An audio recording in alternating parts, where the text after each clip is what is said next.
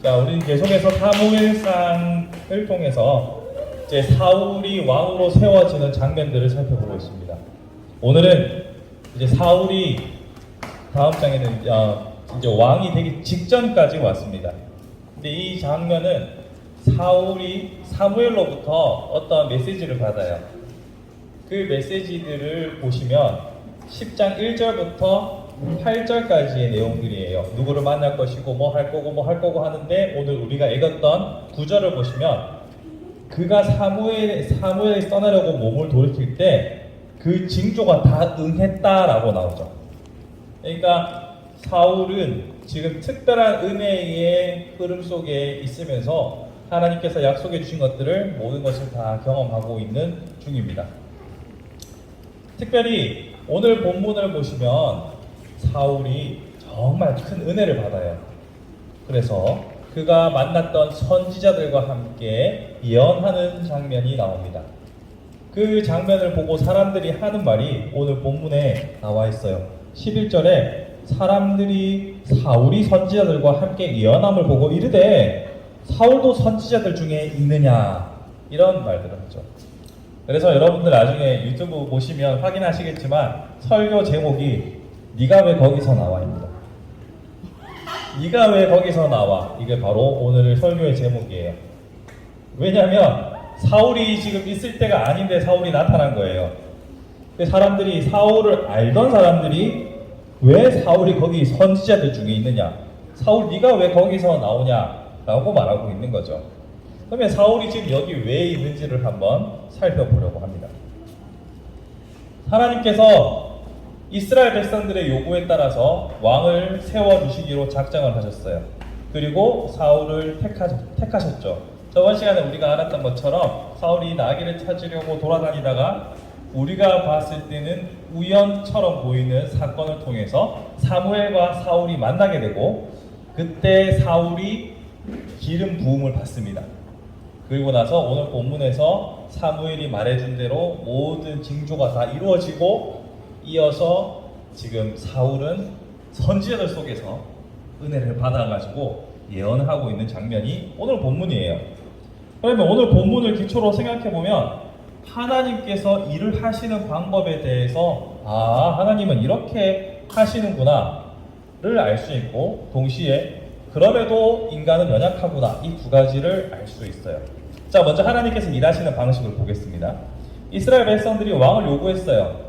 그들이 요구했던 방식은 하나님 보시기에 결코 좋지는 않았어요. 사사시대라는 것은 왕은 없었지만 하나님을 왕으로 모시고 우리는 살아간다라는 고백이 정치, 문화에 녹아있는 시대였거든요. 그럼에도 불구하고 왕을 요구했잖아요. 그 말은 하나님을 온전히 인정하지 않았던 거예요. 하나님에 대해서 불신했기 때문에 눈에 보이는 왕을 달라고 했던 거예요. 그러면 하나님 입장에서는 이것들을 다시 또 치고 흔들어서 정신을 차리게 하실 수도 있지만, 하나님은 그대로 내버려 두십니다. 그래, 그들이 원하는 대로 해 주어라 라고 하십니다. 여기서부터 우리는 혼란스러워요. 하나님께서 왜 이렇게 강건적으로 바른 길로 교정을 안 하실까? 앞에서도 이야기했던 부분이죠. 하나님은 어떻게든 시작은 하게 하십니다.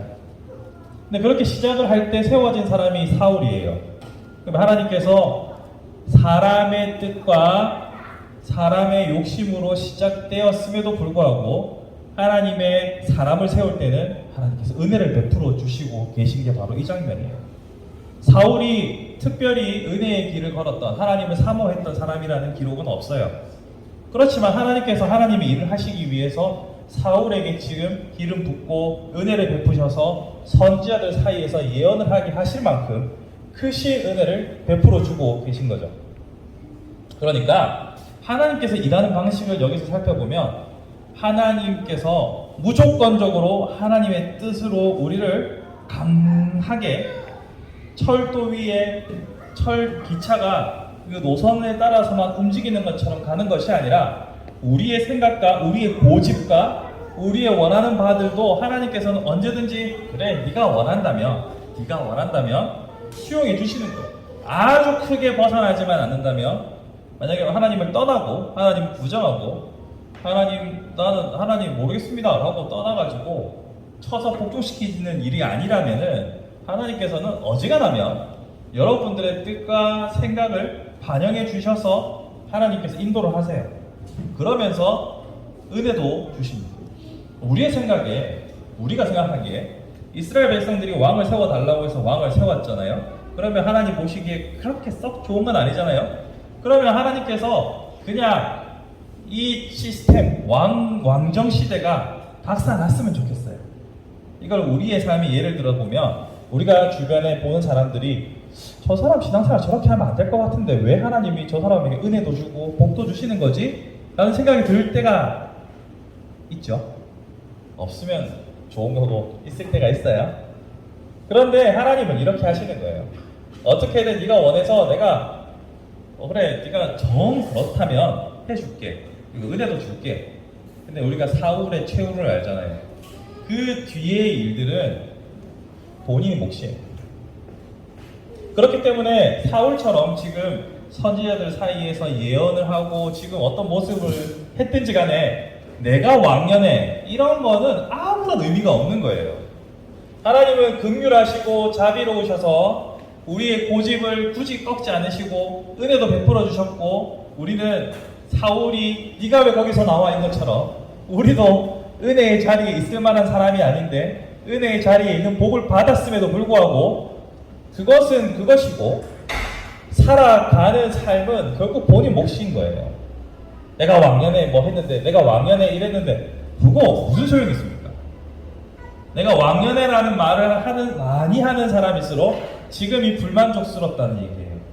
왜 옛날 얘기를 그렇게 누가 궁금해서 물어보면 하겠지만 본인 스스로 내가 왕년에라고 말을 하는 것은 지금이 불만족스러운 거죠. 지금 내가 오늘날 살아가는 나의 하루하루를 이야기하기도 바빠 죽겠는데 굳이 왕년을 얘기할 필요가 뭐가 있습니까? 그것은 하나님께서 인간을 배려하시고 사람의 연약함을 채워주셨던 그 처음의 은혜를 끝까지 가져가는 것이 중요한 거예요. 시작이 어떤 형태인가가 뭐 중요하다, 그렇지 않다 여러 가지 말을 할 수가 있어요. 그런데 하나님께서 지금 우리에게 요구하시는 건 시작이 어떠하였든 지금 네가 나와 함께 하느냐? 지금 너는 나의 사람이니? 지금 너는 나를 신뢰하느냐? 하나님은 당장 지금 네가 어떤 모습인가가 중요한 거지 과거에 내가 어떠하였든지 과거에 내가 어떤 영광을 누렸는지 과거에 내가 어떤 은혜를 받았는지 그게 하나님은 절대 중요하지 않으세요.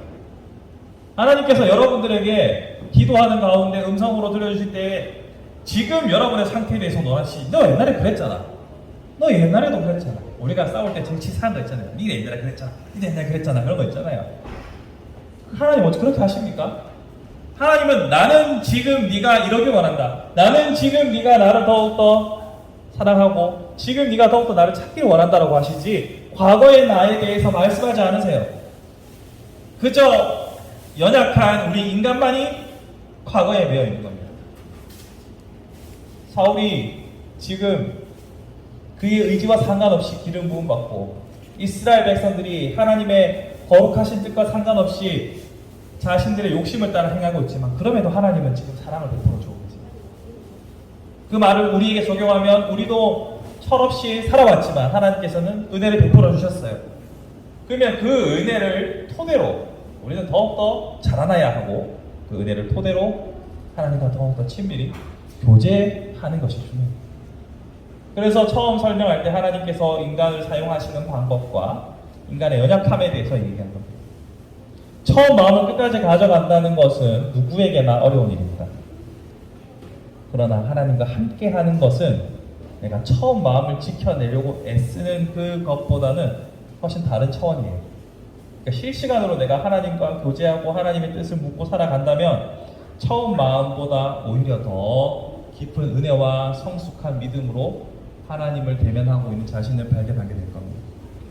그러므로 매 순간 과거의 나의 영광을 돌아보는 것이 아니라 과거의 나의 철없고 부질없고 연약한 나의 모습도 용납하시고 품어주셨던 하나님의 사랑만을 감사하며 지금 나는 하나님과 함께하고 있는가에 집중할 수 있기를 바랍니다. 그렇게 하면 우리가 은혜를 누릴 뿐만 아니라 사람들 사이에서도 존경받을 수 있어요. 여러분, 제가 여기서 어린 축인이, 니들 빼고 여기서 어린 축인이 제가 이런 말씀을 드리는 것도 참 죄송스럽지만, 우리가 이런 말들을 많이 하잖아요. 나이가 들수록 입은 닫고 지갑은 열라라는 말을 많이 하잖아요.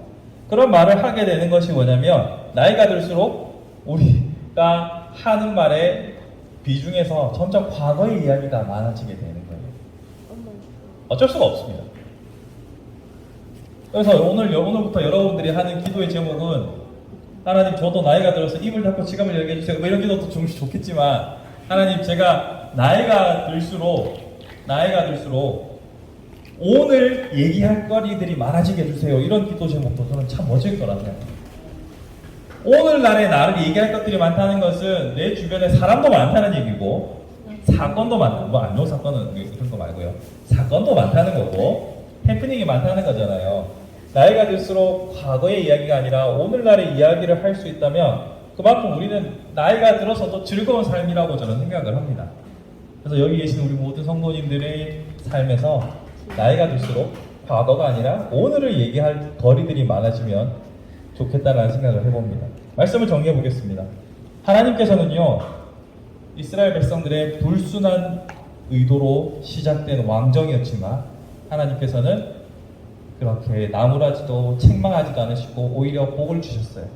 그리고 그 복을 통해서 새로운 시작을 순탄하게 진행할 수 있도록 하셨어요. 그 덕분에 네가 왜 거기서 나와라는 이 명언이 성경 속에 담기게 되었죠. 그럼에도 불구하고 사울은 넘어졌어요. 우리의 부족함을 통해서도 하나님은 은혜를 베풀어 주시고 인도해 주시지만, 우리는 넘어질 수 있는 연약한 존재라는 사실을 기억하시고 매 순간 하나님의 은혜가 필요합니다. 매 순간 하나님의 도우심이 필요합니다. 이런 고백을 통해서 끝까지 하나님의 인정을 받는, 하나님의 사랑을 누리는 저와 여러분의 복된 삶, 그래서 나이가 들어서도 과거가 아니라 오늘을 얘기할 수 있는 복된 여러분들이 될 수 있기를 주님의 이름으로 축복합니다.